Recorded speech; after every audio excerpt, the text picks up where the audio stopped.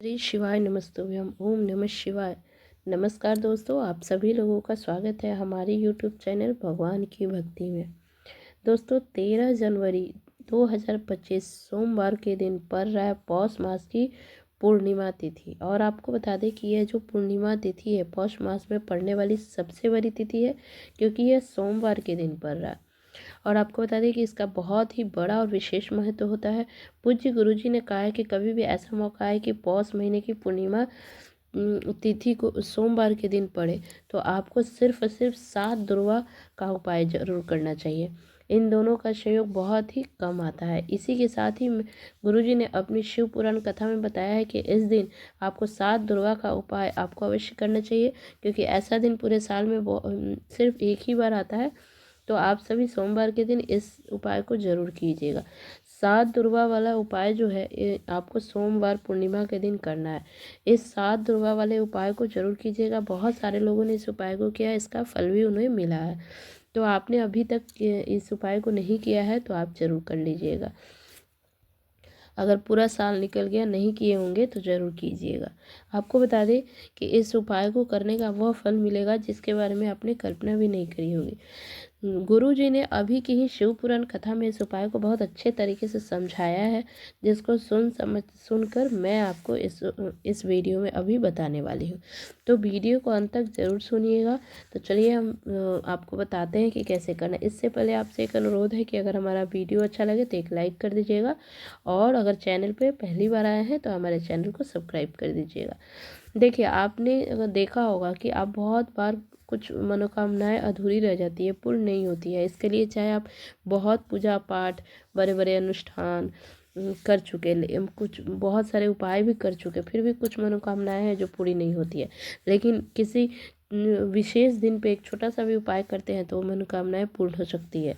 तो आप इस दिन ज़रूर इस उपाय को जरूर कीजिएगा। चाहे आपके जीवन में किसी भी प्रकार का परेशानी क्यों न चल रहे हो, चाहे आपके जीवन में जो भी दुख है, परेशानी है। देखिए, कारण बहुत सारे होते हैं, जैसे पितृदोष हो सकता है, मंगल दोष हो सकता है, बहुत सारे कारण होते हैं दुख के आने का। होता है कई बार हम लोग देखते हैं कि पता नहीं चलता है क्या कारण है और चारों तरफ से दुख घेरने लगते हैं और दुख परेशानी एक साथ आ जाती है। तो इसके कारण हो सकते हैं कि पितृदोष हो सकता है, या आपको मंगल दोष हो सकता है, काल सर्प दोष हो सकता है। कारण बहुत सारे हो सकते हैं। तो अब आपको कारण पता करने की ज़रूरत नहीं है, बस आपको इस विशेष दिन में इस उपाय को कर लेना है। तो चलिए हम वीडियो में आगे बढ़ते हैं और आपको उपाय के बारे में बताते हैं।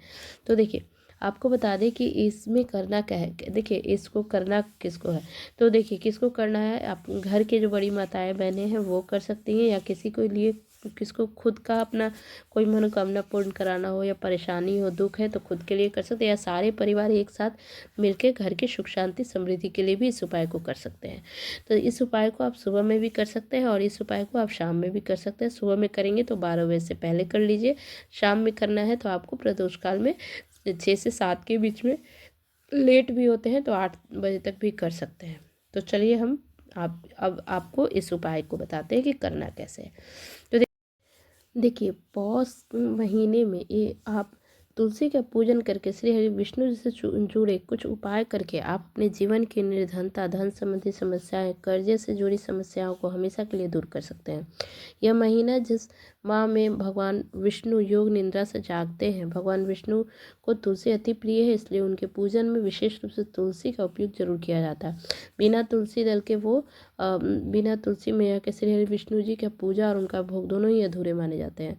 इसलिए पौष के महीने में ऐसा उपाय आपको बताने जा रहे हैं जिससे कि श्री हरि विष्णु जी की असीम कृपा आपको मिलेगी और तुलसी माता का आशीर्वाद मिलेगा। जीवन का हर दुख, कष्ट, गरीबी, निर्धनता, कर्जे से जुड़ी समस्या सब कुछ आपके जीवन से दूर हो जाएगी, और सुख समृद्धि और धन, वैभव, ऐश्वर्य सब कुछ आपके जीवन में आसानी से मिलेगा। तो चलिए हम बात कर लेते हैं कौन सा उपाय। तुलसी के पौधे में कौन सी चीज़ आपको रखनी है, इस उपाय को किस समय करना है। सबसे पहले आपको बता दें कि आपके घर में तुलसी का पौधा अगर नहीं है तो पौष महीने में तुलसी का एक पौधा जरूर आकर लगाइए। ज़रूर लाकर लगाना चाहिए, क्योंकि पौष महीने में जो लोग अपने घर में तुलसी का पौधा लगाते हैं ना, उनके घर में कभी निर्धनता नहीं होती। निर्धनता हमेशा के लिए दूर हो जाती है। उनके घर में धन समृद्धि की वृद्धि होती है, धन की वर्षा होती है। तो आप तुलसी का पौधा ज़रूर लगाएं। अगर नहीं है तो आपको तुलसी माता का पूजन करना चाहिए। तुलसी के पौधे की देखभाल अच्छे से करना चाहिए। उन कौन सी चीज़ आपको तुलसी के पौधे में आपको 13 जनवरी सोमवार पूर्णिमा के दिन रखना है। तो आपको कैसे यह चीज़ रखते हैं जिससे कि रातों रात आपके जीवन में चमत्कार देखने को मिलेंगे। आपके घर का भी आपको साथ मिलेगा, आपके भाग्य का साथ मिलेगा, आपके घर में धन की वर्षा होगी। तो आपको इस उपाय को भी बताएंगे। सभी उपाय बहुत ही सरल है, आसान है, आप ज़रूर से कीजिएगा। तो चलिए, गुरुजी ने जो कहा है कि आप 7 दुर्वा वाला उपाय को तो ज़रूर करिए। तो चलिए हम आपको बताते हैं कि 7 दुर्वा वाला उपाय को कैसे करना है। जैसे कि जीवन में जो बहुत कर्जा है, बहुत अधिक हो गया है, जीवन में संकट बहुत है, आपके ऊपर अधिक विपदा आ गई है, तो उस सब को दूर करने के लिए, धन में हानि हो रहा है, ये सब प्रत्येक कार्य में आपको असफलता मिल रहा है, तो उस सब चीज़ के लिए कैसे आपको दूर होगा, इसके लिए ये उपाय करना है। तो आपको बता दें कि 2 चीज़ें की आवश्यकता होगी इसके लिए। सबसे पहले दुर्वा। आप जानते हैं कि गणेश जी को दुर्वा बहुत ही प्रिय है और उनको समर्पित किया जाता है। दुर्वा की आवश्यकता होगी, साथ ही 1 लोटा जल की आवश्यकता होगी। जब आप उपाय करेंगे ना, जिस दिन आप करना है, तो वो प्रातः काल सुबह सुबह उठकर आपको स्नान आदि करके इस बात का विशेष रूप से ध्यान रखेंगे कि आपको 1 दुर्वा लेनी है ना। आप दुर्वा 1 भी ले सकते हैं और ज़्यादा भी ले सकते हैं, इसमें कोई दिक्कत वाली बात नहीं, बट 1 दुर्वा लेना है, ठीक है। और साथ में आपको शुद्ध जल ले लेना है। और आपको दुर्वा एक साथ ज़्यादा भी आप ले सकते हैं और 1 भी ले सकते हैं, ये 7 ले सकते हैं, और 1 लोटा जल लेकर जाना है। इन दोनों चीज़ों के साथ आपको घर के आसपास में जो शिव मंदिर है वहाँ पहुँचना है। शिव जी के मंदिर में पहुँचकर सबसे पहले शिव जी के पास बैठ जाइए, और शिव जी के पास बैठने के बाद शिव जी के शिवलिंग पर के ऊपर से सबसे पहले आपको यह दुर्भाग्य को तो जो है ना, आपके दुर्भाग्य को दूर करेगा। तो सबसे पहले आप जो दुर्वा ले गए हैं उसको समर्पित कर दीजिए।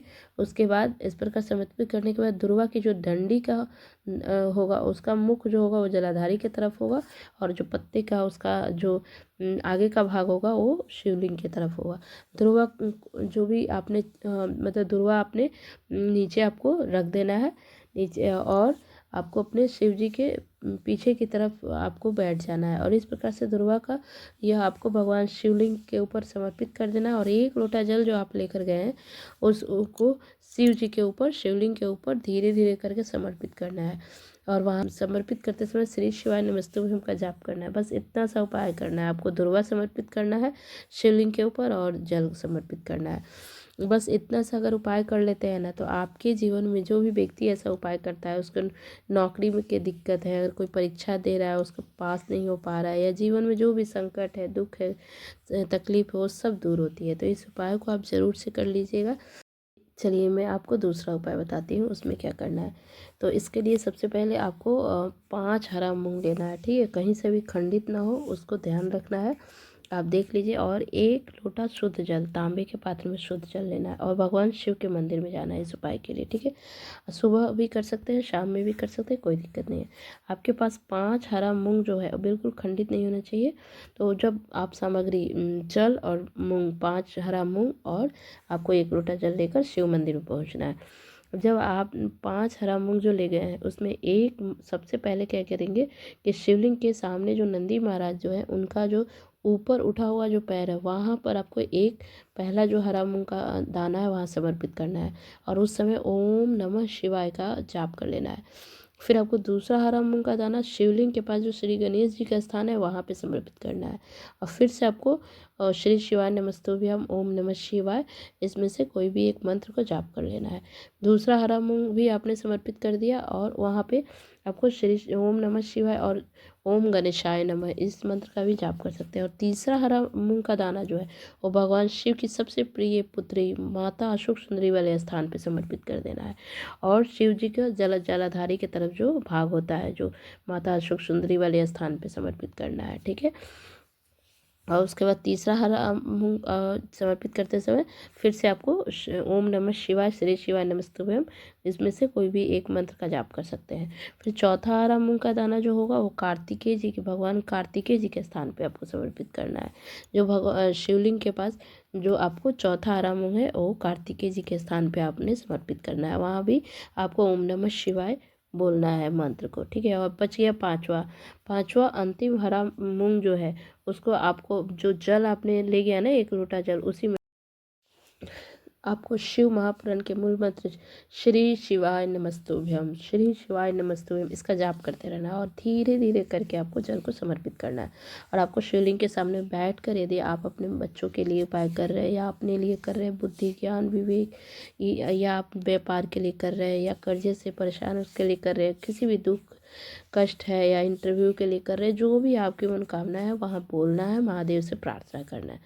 फिर आपको घर वापस आ जाना है। पूज्य गुरु जी ने कहा है कि कोई भी व्यक्ति इस उपाय को कर लेता है ना, तो निश्चित ही उसके जीवन के सारे संकट कष्ट बाधाएं दूर हो जाती है और जीवन में धन संबंधी जो समस्याएं हैं, कर्ज संबंधी समस्याएं हैं, वो सब दूर होती है। घर में सुख शांति समृद्धि आती है। तो इस उपाय को जरूर से कीजिएगा।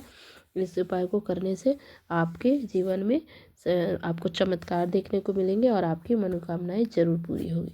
तो इस दूसरे उपाय को भी जरूर से कीजिएगा। बहुत बहुत धन्यवाद।